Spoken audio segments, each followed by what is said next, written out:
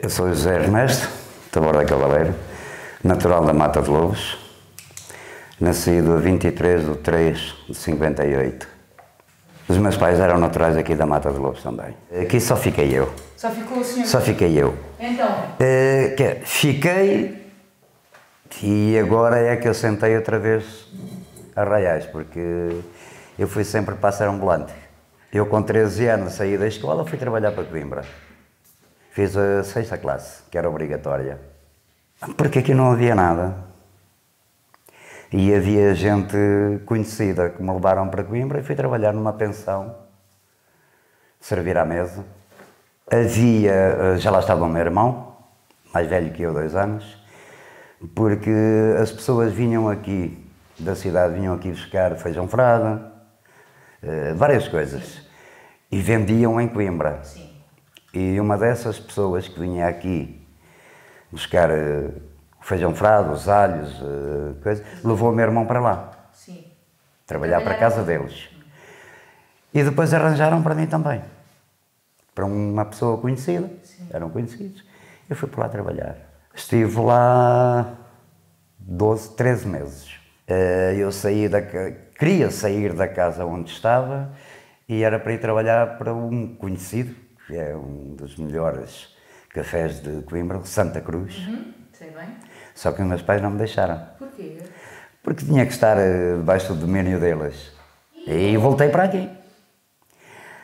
Voltei para aqui, fui trabalhar em Figueira, também num café, que agora eu pinguei conduto, na altura era o Dom Rodrigo. Estive lá a trabalhar 1 ano e qualquer coisa. Depois saí, vim aqui para a terra, trabalhar na agricultura, naquilo que havia. Depois fui para a padaria, daqui da Mata, andava na distribuição do pão. Também andei uma temporada. As coisas não agradavam e eu tentava sempre arranjar melhor. E fui para a construção civil. Estava na construção civil. Os meus 2 irmãos estavam em Lisboa e eu vou para lá. Eu fui para Lisboa com 18 anos. Estive lá até aos 20. Aos 20 vim-me embora. Também não era para si aquilo? Não gosto de Lisboa. Vim embora, vim para aqui e estive na construção. Vim para aqui, estive aqui e em 89 emigrei para a Suíça. Escolhi a Suíça porque foi o que apareceu. Eu trabalhei com um rapaz em Lisboa e ele emigrou para a Suíça, através do Serviço de Imigração. E ele fez o primeiro contrato na Suíça, veio e o tempo que esteve cá foi trabalhar outra vez para o pé de mim, para o antigo patrão. Encontramos lá e falámos e ele disse-me, olha, vai ao Serviço de Imigração e pode ser que haja alguma coisa. Estava aberta a imigração para a Austrália em 79. E eu fui ao Serviço de Imigração. Exigiram-me inglês. Eu falo mal o português, quanto mais o inglês. Não pude ir. Estava aberto para a Venezuela. Imigração para a Venezuela. Quis ir para a Venezuela, já havia gente daqui da Mata, na Venezuela. Não pude ir por causa do serviço militar. Não tinha feito o serviço militar. Não pude ir. E fiquei por aqui. Em 88... surgiu a oportunidade. Surgiu a primeira oportunidade. Para a Alemanha, em princípio. Construção. Deu-se a unificação das 2 Alemanhas e a imigração esteve cortada. Apareceu-me depois um contrato para a Suíça e eu pensava, vou. Construção, não tem problemas. Quando cheguei a Lisboa, ao Serviço de Imigração, buscar o contrato, disseram, você vai trabalhar num túnel. Igual. E fui. Fui para a Suíça, fui mineiro. Era a construção de um túnel, mas era mineiro. Sim, era mineiro. Mineiro de avançamento. O avançamento é aquele que fura, que faz a explosão. Está sempre na frente, por isso é que se chama o avançamento. Caiu uma vez uma pedra, mas foi. Apanhou uma perna de raspão. Não tive... Vi casos Mais difícil. onde eu estava a trabalhar. Nós fizemos um poço de 110 metros de profundidade. Era onde caía a água, que fazia movimentar as turbinas. E estava uma equipa austríaca a fazer a armação em beton. E um deles caiu. Foi apanhado aos bocadinhos. Na Suíça estive 17 anos, mas não estive sempre a trabalhar nos túneis. Pronto, é isso que... Estive 3 anos nos túneis, depois acabou-se o trabalho, a firma entrou um bocadinho em falência e deram-nos a oportunidade para procurar outro lado. Fui para Zurique, dentro da Suíça, vim para Zurique e fui trabalhar de jardinagem. Estive 1 ano a trabalhar nos jardins. Não era trabalho que eu gostasse muito, pagava um pouco, e então tentei voltar outra vez aos túneis. Fui a uma firma, pedi trabalho e eles disseram, no momento não temos nos túneis, temos outra coisa quase parecida, que era fundações de prédios. E foi. E fui. Quando estava a coisa mais ou menos, tive um acidente, fui apanhado por um carro e a partir daí nunca mais voltei outra vez a trabalhar 100%. Fiquei 10 anos na Suíça praticamente sem trabalhar. Trabalhava 50%, conforme podia. O Fundo de Desemprego mandava-me fazer cursos, eu ia fazer cursos. Eu, a partir do momento em que entrei na Suíça, ou melhor, a partir do momento em que eu levantei o meu contrato de trabalho aqui em Lisboa, eu fiquei legal. Vim em 2005. Vim há 15 anos. Porque, entretanto, resolveu-se o meu caso no tribunal, que andei sempre em tribunal com eles, resolveu-se o meu caso, eles deram qualquer coisa e mandaram. Mandaram não. Eu vim-me embora, porque a compensação da invalidez que eles me estão a dar não dava para pagar a renda da casa lá. Mas aqui já é mais confortável. E aqui, eu tinha a casa dos meus pais, foi toda reconstruída. Quando eu posso, eu vou fazendo alguma coisa. Dá para viver. A vida era, enquanto andava na escola, era escola. Férias, nunca tive, porque quando havia férias da escola tinha que alinhar com os meus pais E e trabalhar naquilo que aparecia. De verão era nas ceifas, a tirar o cereal, a meter as palhas. De inverno era a azeitona, era a vindima, era aquilo que aparecia. Aqui, praticamente, a força maior era o trigo e o centeio. Mas a agricultura aqui, praticamente, foi uma agricultura de subsistência. Enquanto houve celeiros, os produtores, o agricultor ia plantando e ia semeando, porque tinha escoamento no celeiro. A partir do momento em que os celeiros fecharam, a agricultura, as sementeiras aqui praticamente morreram. Havia umas vinhas, já havia 3 ou 4 produtores de vinho, mas era tudo para a cooperativa. O resto são vinhas pequenas, eu vinho para gastos, para consumos de casa. Era boa, sempre houve bons contactos com os espanhóis. Havia os moleiros daqui da mata, que tinham os moinhos no Rio Águeda, que iam praticamente todos os dias, na altura de moerem a farinha, iam todos os dias para lá e eles ficavam lá e vinham os pastores, ou os cabreiros espanhóis, que desciam até ao rio com o gado. E houve sempre aquele contacto. Criou-se uma amizade. Nas festas, que aqui chamavam-se as corridas, que eram as corridas de touros, aqui em Espanha, em Sobradilho e Lombrales, os portugueses iam lá às corridas. Quando era aqui a feira anual de agosto, eles vinham aqui. Portanto, nós íamos lá, ficávamos na casa deles, eles vinham aqui e ficavam nas nossas. O tempo da guarda fiscal era um bocadinho mais difícil, porque aí era tudo revistado. Eles andavam em patrulhas e que já não é do meu tempo. Portanto, do meu tempo eu lembro-me de estar uma patrulha de guarda fiscal aqui no quartel, mas era mais... Aqui em Mata Dor? Sim, Mas era mais por causa de fazer as guias do gado, porque antigamente era preciso guias para o gado, para os burros, para os machos, para as ovelhas, para as cabras, era preciso, e o dono tinha que andar com elas cada vez que saía para o campo. Eles, nessa altura, era mais já esse controle. Havia sempre qualquer coisinha. Havia sempre. E eu daqui levava café, porque eles gostavam do nosso café, ainda hoje gostam do nosso café. Eu comprava em Figueira.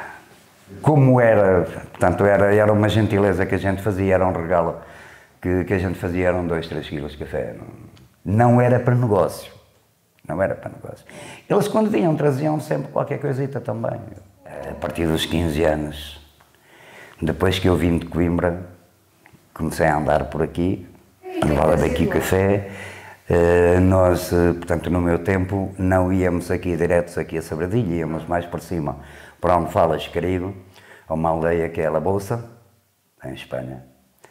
E foram os primeiros pirexes, foram os primeiros pratos, as primeiras panelas de desmonte, começaram a aparecer no mercado, as primeiras gangas, ainda é, mas a malta nova já não queria a pana, já queria a ganga, já era, os ténis, os primeiros eram chamados as alpargatas, depois começou a aparecer o ténis mais sofisticado, assim, mais coisas, e então essa maltinha mais nova já queria uns ténis, já... O bacalhau, quando havia falta de bacalhau aqui em Portugal, trazíamos o bacalhau de lá. As bananas. Fazíamos isso, praticamente era a vizinhança. Os meus vizinhos, olha, quando fores, olha, traz-me isto, olha, traz-me aquilo. Era só isso, não era um negócio grande. Isso, não. Já não sou do tempo da amêndoa, porque a força maior do contrabando aqui na zona era a amêndoa. Em grão, de lá para cá. que traziam de lá, porque havia aqui na mata um senhor que ficava com a amêndoa toda para ele depois ir vender. Portanto, era tipo um depósito, chegava ali, cada um que trazia uma carga, chegava ali e deixava. Fosse muita, fosse pouca, era ali. Porque depois ele é que ia despachar. Às vezes traziam até o rio. Mas nunca passava o rio? Não passavam o rio. Outras vezes eram os portugueses que iam mesmo à povoação buscar. E depois, umas vezes traziam nas costas, de noite, pela fugida.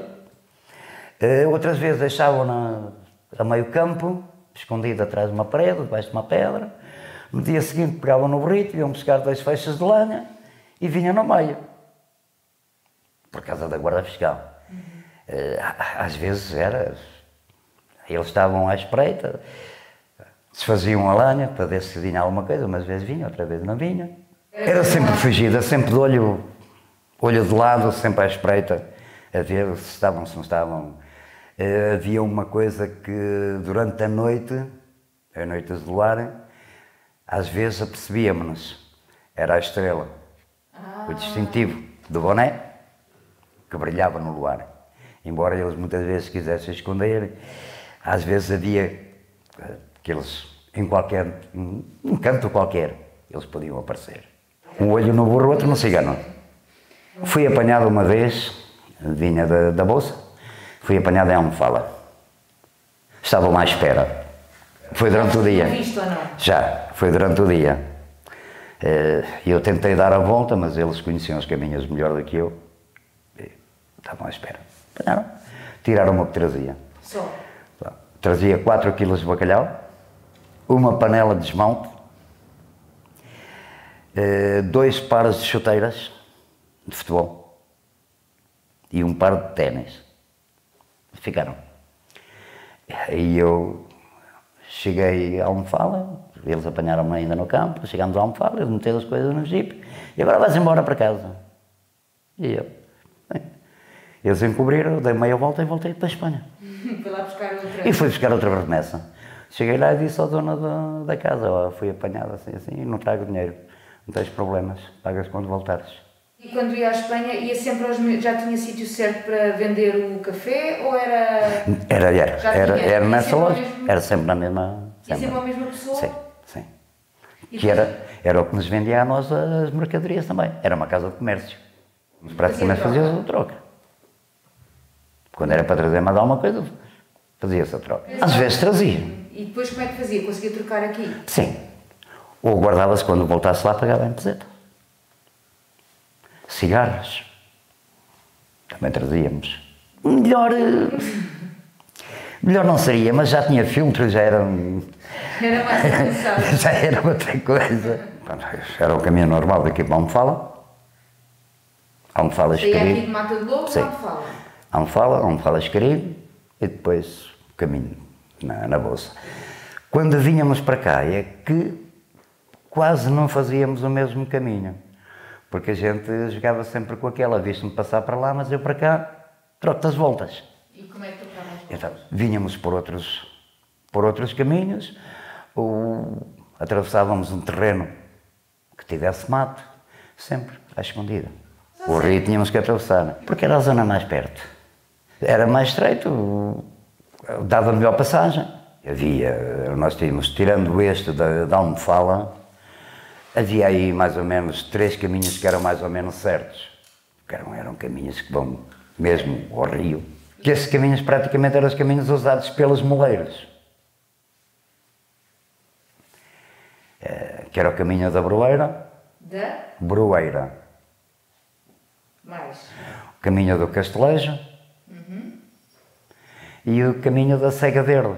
Cega Verde? Sim. Caleiras e Cega Verde.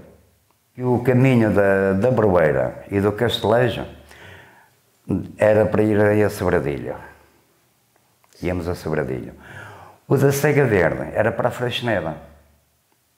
Esse caminho da Cega Verde era uma antiga rota mercantil. Ok. Chamavam-lhe a Rota dos Almocreves. Os comerciantes que vinham de Trancoso passavam por aqui. Era aqui que passavam? Passavam por aqui, desciam ali o rio, passavam para a Freixneda. Na Freixneda dividia-se o caminho em dois. Um atravessava o Douro para trás dos montes e o outro ia direto a Zamora. Que era dali, da Freixneda para Zamora, era chamada a Rota dos Frades. Os frades que vinham de Zamora para o convento do Preiro, em Pinhão, faziam esta rota. E eu um dia numa caminhada é que me disseram, olha, isto é a Rota dos Frades. Porque pertenciam à Ordem de São Julião do Preiro. E vinham de Zamora para Pinhão, ou de Pinhão para Zamora. Faziam este trajeto. O outro, que ia para trás dos montes, era o comércio. Ali na Freixneda, quando chegavam ao Douro, para cá passava-se muito sal. Os espanhóis importavam o sal, passavam nos barcos, fazia-se esse contrabando. Sozinho fui poucas vezes. Saíamos sempre daqui 3 ou 4. Umas vezes iam uns, outras vezes iam outros. Essa malta nova, saímos daqui à noitinha, era para vir durante a noite. Daqui à Bolsa, a andar bem, demorávamos 2h30, 3 horas. Era saltar as pedras ou outras vezes para a água. De inverno sim, mas de inverno fazia-se pouco, era mais agora na altura. Não se arriscava tanto, porque levava muita água e tinham lá uns pontões, mas esses pontões estavam guardados. O posto da Guarda Fiscal ficava em frente, praticamente. Não dava, não dava para arriscar muito. Então esperávamos sempre, praticamente nunca passávamos antes da meia-noite, 1h.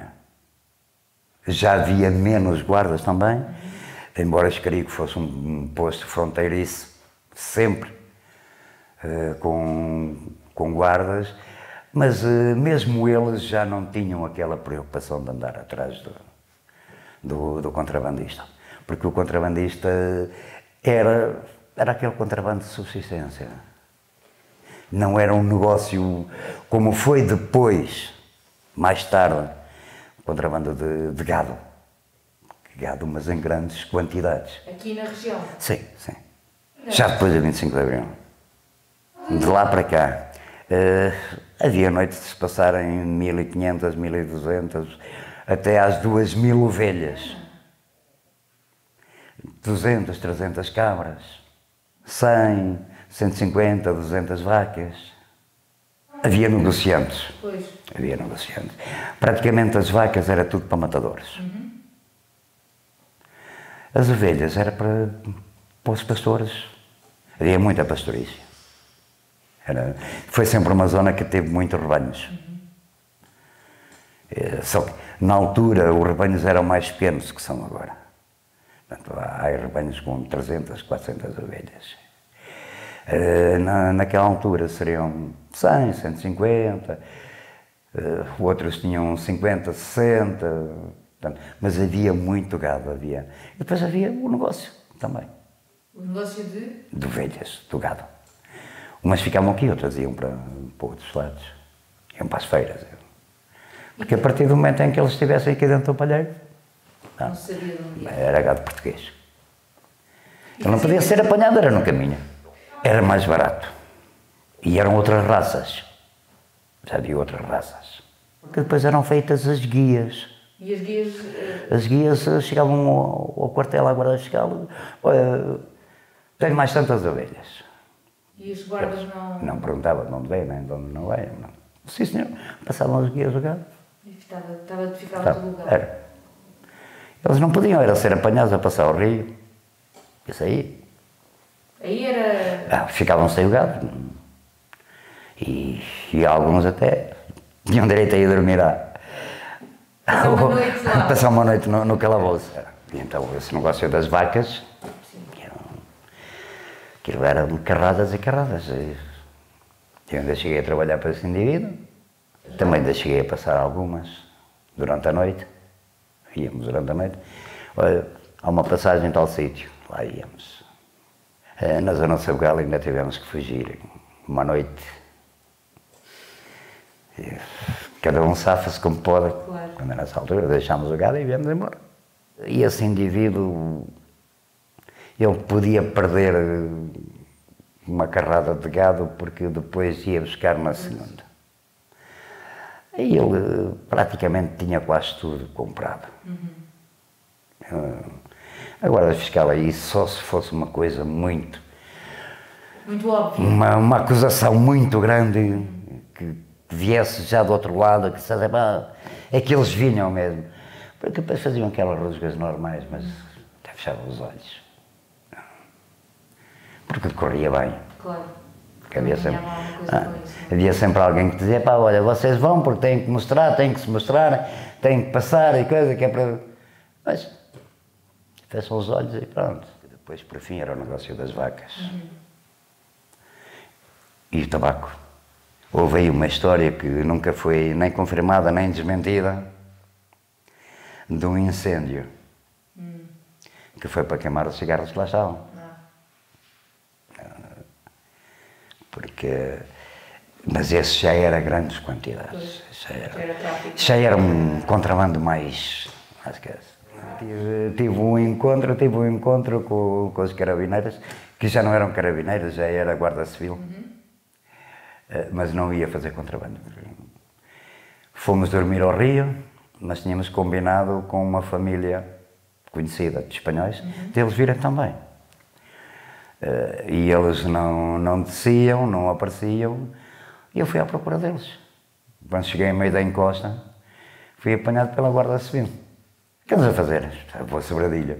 Vais a fazer? Vou para lá. Quando estávamos a chegar à povoação, encontramos uma dessas pessoas que era para vir para baixo, e disse, um dos guardas, o sargento, era primo dessa pessoa. Disse, onde é que levas o rapaz? Andava aí. Deixa andar o rapaz. Deixa lá o rapaz, que isto não anda no contrabando. Deixa lá andar o rapaz, que tenhas lá coisa. Pronto. Mandaram-me embora. E eu fui à casa do tio desse senhor. Fui-lhe dizer, nós estamos lá embaixo, e ele disse, pois, nós não baixámos porque andava aí a Guarda Civil. E depois viemos todos juntos para baixo. Íamos passar um dia no Rio, íamos à pesca. Era só lazer? Íamos à pesca. Nessa altura era o barbo e a boca. Havia umas enguiazinhas também. Havia muita enguia nessa altura. Lampreia já não aparecia tanta, mas ainda houve alturas em que se pescava aí alguma. E agora? Agora não. Agora, infelizmente, nem barbas, nem bogas, não, pouca coisa. Não. Não, porque o rio começou a ficar cheio de peixe-gato, de lúcio, de carpa, e isso comem tudo. E quando o peixe vem subir, quando o barbo e a boga sobem para desovar, são apanhados, Já não fica nada. já não fica nada. Quando havia muita quantidade é que dispensava os vizinhos, não era. Agora havia cá duas pessoas, que era sogro e genro, que esses faziam mesmo vida de caça e pesca. Era a vida deles mesmo. E foi com eles que eu apanhei o vício da pesca. Vinham uns peixeiros aí trazer sardinhas, charro. Já havia mesmo comerciantes. Eles iam buscar Aveiro, principalmente Aveiro. Já vinha lá Aveiro. Será o porto mais perto, docas mais. Eu ouvi falar que ainda vinham os caixotes, porque vinham em caixotes de madeira, de comboio até a Barca d'Alva.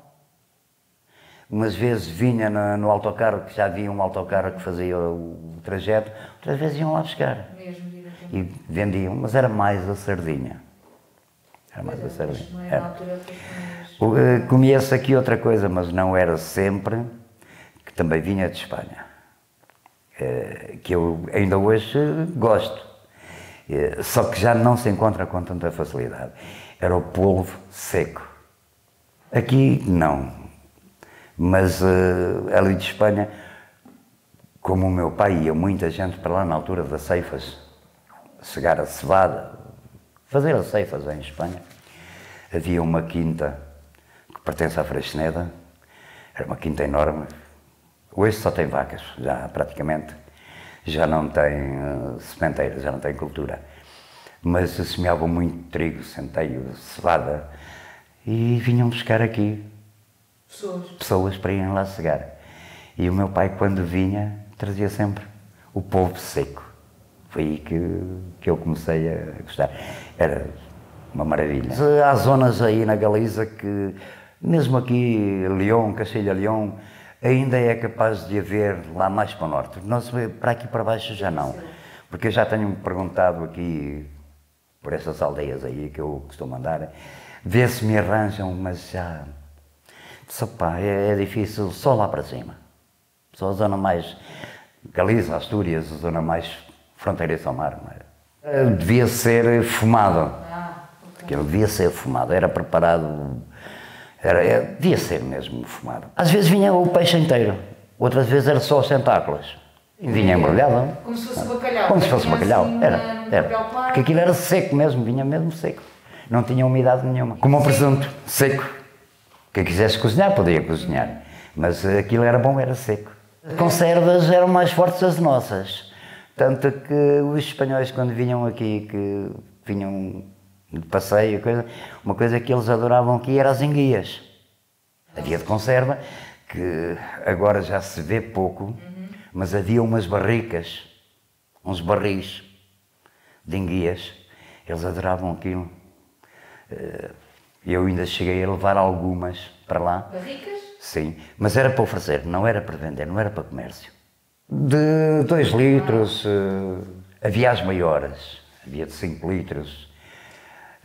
Essas últimas já eram em metal.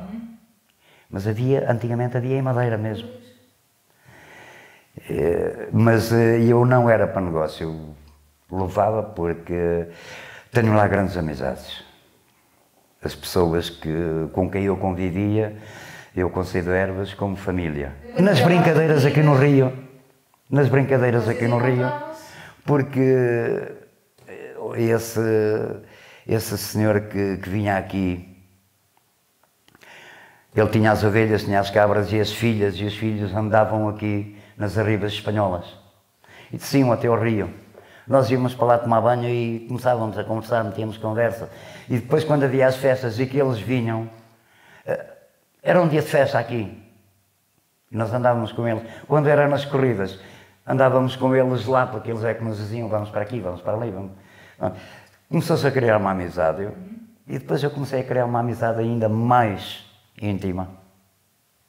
Porque estava lá uma moça de 2 anos mais nova do que eu. E andámos assim, meias coisas. E eu ia. Era uma família que eu tinha ali. Não, aqui na Mata não. Almofalas, Querigo, sim. Poderia haver aquele namorico, mas não, aqui não dava fruto. Aqui não dava fruto. Ali Almofalas, Querigo e Bolsa, aí metade são espanhóis, metade são portugueses. Mas aqui também é um bocadinho longe. E o conhecimento era só este, eram eles que desciam com o gado, era o pessoal daqui que ou íamos para o rio, ou na altura da azeitona íamos apanhar a azeitona e lá nos víamos. Portanto, não havia aquela convivência quase diária como praticamente ali Escarigo e Bolsa. Nessa altura, tirando esse senhor, poderiam ser dois ou três, que ficavam com o grão da amêndoa. Não havia mais nada. Não. Depois havia um ou outro que tinha um bocadinho mais de dinheiro e dizia assim, pá, vais trabalhar para mim, vais à Espanha, pagava-lhe o dia, juntava 3 ou 4 e traziam coisas. E traziam amêndoa, que era o que dava mais rendimento. Pana talvez venha derivado do nome espanhol, pano. O que vais a fazer à Espanha? Eu vou à corrida, então, depois compra-se um corte de pana. Para fazer as calças, os casacos. Sim, calças. Mandava fazer, sim. Porque o meu pai também usava a pana para fazer as calças. Quando vinham trabalhar traziam sempre, compravam. Era isso e eram as boinas. Sim, boina preta. No princípio, era nova, não era para todos os dias, era para o domingo, para um dia de festa.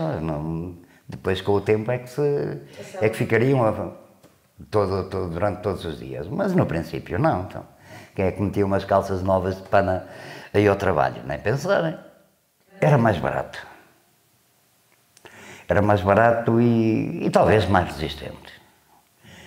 Porque, digamos que havia uma diferençazinha entre a pana e o nosso bombazino. O nosso bombazino é mais fino.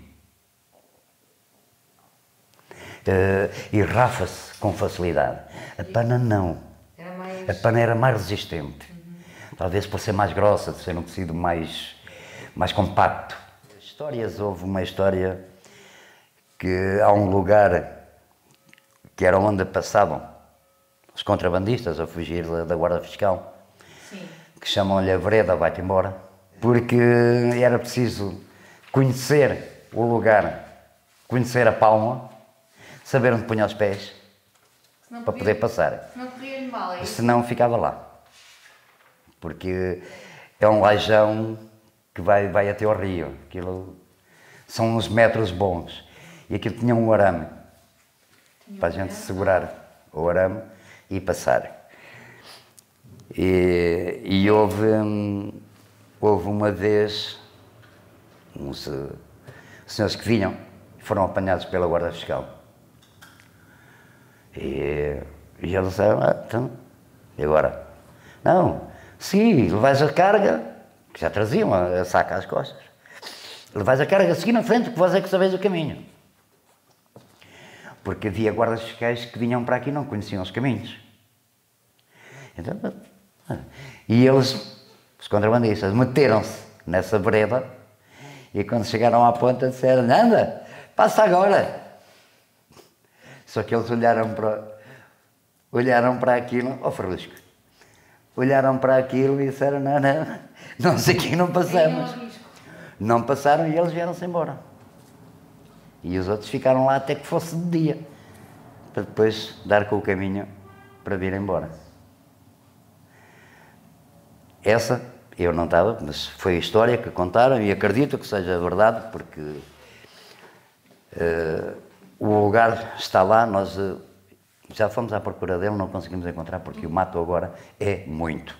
Nós estivemos lá aproximadamente um mês e pouco.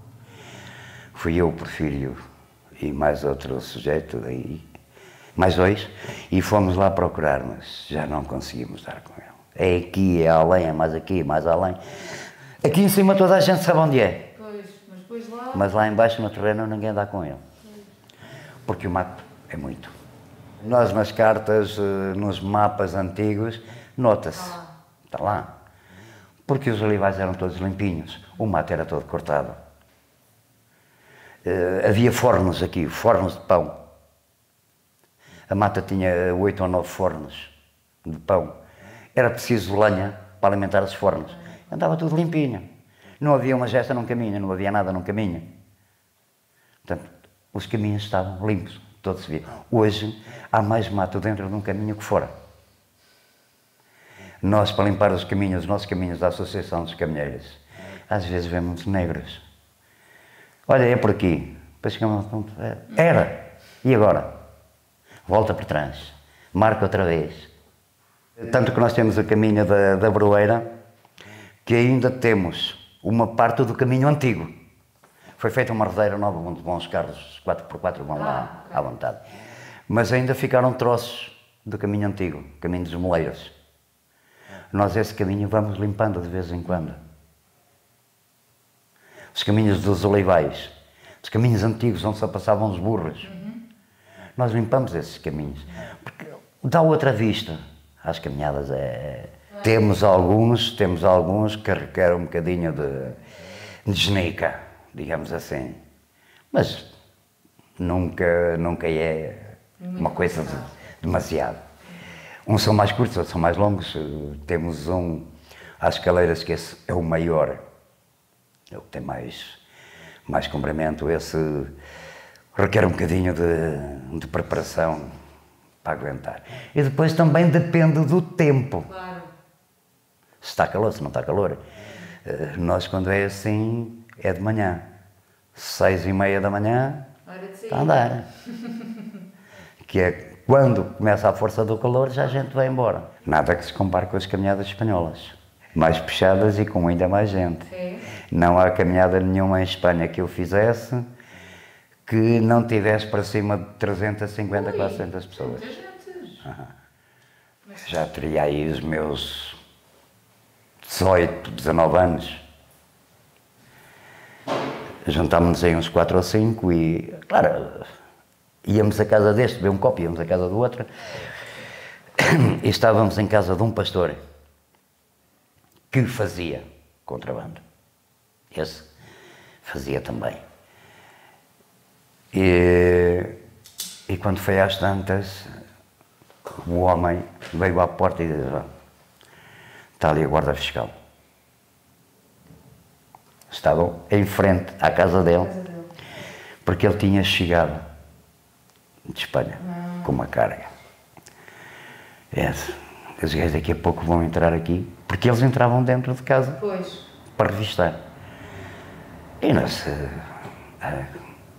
rapaziada nova, ótimo, isso não se atrapalhem. Nós já os despistamos. Arranjem um saco.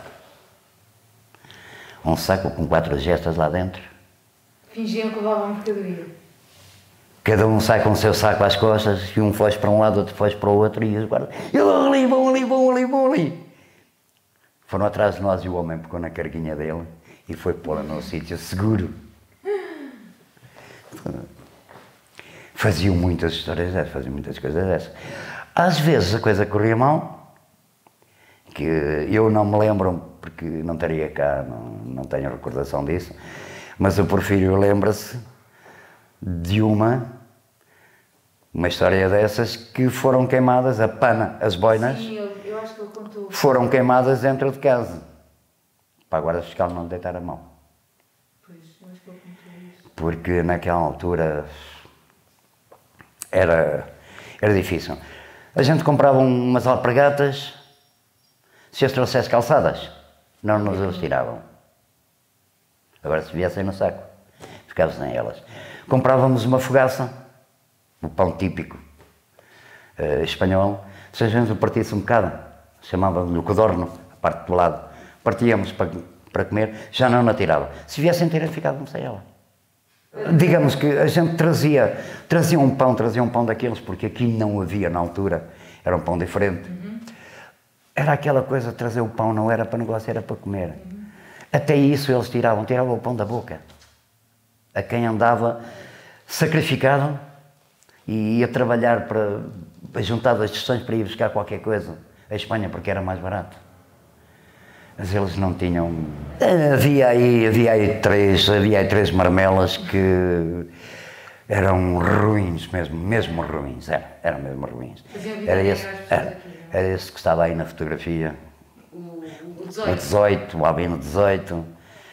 Era o outro que eram Varelas, que era mesmo o nome Varelas. E havia outro que o alcunho dele era Valetas. Eram ordinários, eram mesmo ruins, mesmo. Eles punham-se à esquina a espreitar a conversa dos homens nas tabernas, ver se conseguiam captar qualquer coisa, que era para depois no dia seguinte apanhar e tirar o pão da boca.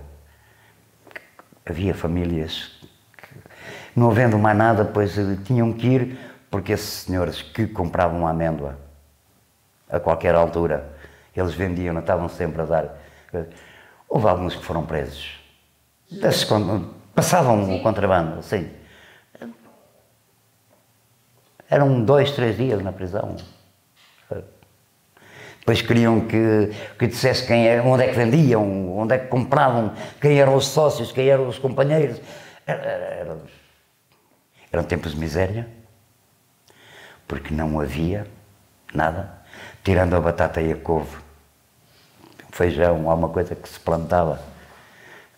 Não havia dinheiro. Porque aqui vivia-se da jeira do dia a dia, não chegava para tudo. Não digo que fome poderia não haver, porque havia a batata, a couve, coisa. A panela da sopa estava sempre do caldo. Não era a sopa, porque a sopa era dos ricos, o pobre comia o caldo. Havia sempre. Agora, escolher? Não. Havia uma galinha, um franguinho, porque praticamente quase toda a gente tinha galinhas, coelho, se criavam os coelhos, porque havia o resto, havia as hortaliças, havia coisas. Um porquito. Portanto, era uma vida difícil. Era uma vida. Tirando meia dúzia de senhores que tinham um bocadinho de dinheiro, que tinham um bocadinho de poder. E depois esses, além do poder que tinham, ainda escravizavam mais o desgraçado. Havia gente aí que fazia negócio, emprestava dinheiro. E quando iam pedir, havia aí quando iam pedir, precisava então olha, o que é que deixas de garantia? Tenho este terreno, tenho aquela casa. Compraste ou herdaste? Porque se tinha comprado, dizia, paguei tanto, dei tanto, e era quanto ele tinha que dar. Herdei. Ele baixava logo o valor. E depois os juros subiam. Duplicavam, triplicavam. Havia passadores daqui. Mas que passavam aqui? Mas por aqui poucos. Digamos que passaram aí, no tempo da imigração, passaram aí 4 ou 5 naturais de cá. 2 que eu tenho conhecimento passaram aqui por Sobradilho. E os outros passaram aqui pela Bolsa, por Escariga, me fala, Porto Seguro, e depois já tinham alguém à espera deles para depois os levar. Possivelmente mal partida, ali por Almeida, mal partida, Val de Lamula, por aí é possível que tivessem passado mais. Sabogão. Por aqui havia 2 ou 3 que passaram as primeiras vezes, foram para a França, ficaram legais e depois vinham e tinham os contactos e ajudavam este ou aquele a pagar, claro.